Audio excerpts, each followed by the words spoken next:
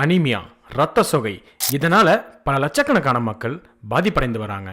நம்ம உடல்ல சிவப்பு அணுக்கள் ஹீமோகுளோபின் குறைவதால போதிய இரும்பு சத்து கிடைக்காம இந்த இரத்த சோகை ஏற்படுது.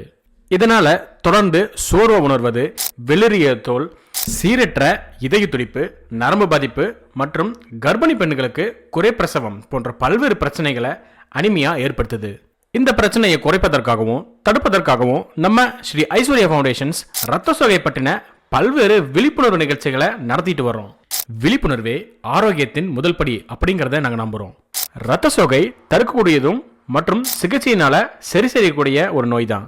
மக்களின் நலனுக்காக நம்ம ஸ்ரீ ஐஸ்வர்யா ஃபவுண்டேஷன்ஸ் பல இலவச மருத்துவ முகாம்களில் அனுபவமிக்க மருத்துவர்களை கொண்டு உயர்தர ஆலோசனைகள் மற்றும் இலவச மருந்துகள் போன்றவற்றை விழிப்புணர்வு நிகழ்ச்சிகள் மூலம் வழங்கிட்டு வராங்க. இரத்த சோகை இல்லாத ஒரு சமுதாயத்தை உருவாக்க நாம கடைசி வரை போராடுவோம்.